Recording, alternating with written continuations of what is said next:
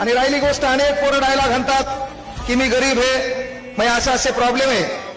गरिबीचं भाषण तुमचं सक्सेस झाल्यावर लोक ऐकतात, पहिले नाही. इथे एखादं पोरगं सांगायला लागलं ना की माझी अडचण अशी आहे, मला शिकायचं, अनेक अडचणी, कोणी ऐकणार नाही. तेच पोरगं सक्सेस झालं का, विचार मंचावरले सर्व सन्मान्य मान्यवर त्यांचा सत्कार करतील, मी करेल, सर्व करेल. म्हणजे काय इथं प्रगतीला नातेवाईक आहेत, अधोगतीला नाही. म्हणून कामयाबी में दुनिया तुम्हारे साथ होती है, जब तुम नाकामयाब होते तो पूरी दुनिया तुम्हारे खिलाफ होती. काही करा पण प्रगतीशिवाय पर्याय नाही. आणि त्या शाळेमध्ये आई शपथ सांगतो 30 लेकरं सायकलवर जात होते. त्या शाळेत 4 किलोमीटर विठ्ठल कांगणे एकटाच पैदल जात होता. आज विठ्ठल कांगणे कोणत्याही गाडीत फिरू शकतो, ते पैदल फिरायला. परिवर्तन. तुम्हाला राग आला पाहिजे.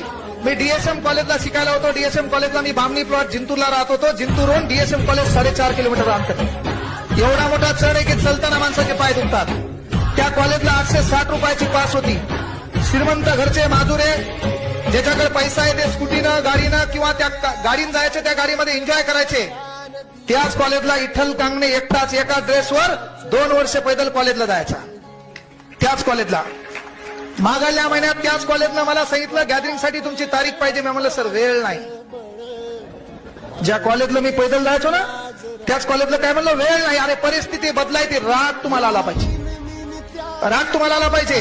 अरे ही काय पोरांचं वय आहे का? अरे ती पोरांचं जगायचं वय आहे, जगू द्या ना त्यांना. आमच्या बापाची अवस्था कशी झाल्या, अरे मला वेळ मिळाला नाही, माझी परिस्थिती नव्हती, माझी परिस्थिती अडचणी नव्हती, मला डॉक्टर व्हायचं होतं पण मला जमलं नाही, माझ्या पोराने डॉक्टर व्हावं म्हणून त्याच्या पाठीमागे लागतंय. अरे त्याला त्याचीही स्वप्न आहेत रे. तुमची स्वप्न पूर्ण करण्याच्या नादात त्याच्या पाठीमागे का लागताय? अरे गुण महत्वाचे नाहीत. 98, 99, अरे 99 पडलेली देखील मुलगी रडते की मला 1 मार्क नाही का नाही पडला. ही आमच्या दुर्दैवाच्या.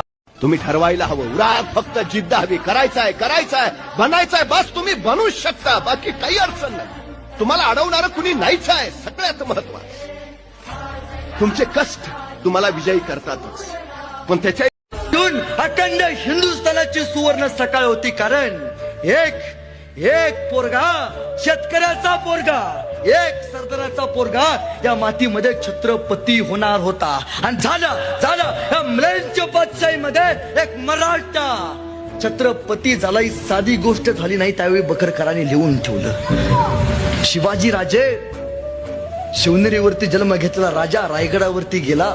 हा प्रवास सोपा नव्हता. या प्रवासात या माणसानं छत्रपती स्वराज्याला पद बहाल केलं. आणि महाराज 32 मनाच्या सोनेरी सिंहासनावरती बसले. आम्ही एखादा प्रयत्न करतो, अपयशी ठरतो आणि नंतर सरळ नाही, आपल्याला जमणारच नाही आहे काय. एडिसनने 99 प्रयोग केले, अपयशी ठरला. 100व्या प्रयोगावेळी तो यशस्वी झाला. त्याला विचारलं हे 99 प्रयोग वाया गेले असं तुम्हाला नाही का वाटत? तो म्हणला अजिबात नाही. या 99 प्रयोगाने तुम्हाला शिकवलं योग्य कसं करायचं, तेव्हा मी 100व्या वेळी यशस्वी झालो. अपयश तुम्हाला शिकवण्यासाठीच येतं. अपयश तुमच्यातल्या चुका दाखवण्यासाठी येतं. अपयश तुमच्यातल्या कमतरता दाखवण्यासाठी येतं. हे अपयशच तुम्हाला सुधारत जातं. ही सगळ्यात महत्वाची गोष्ट.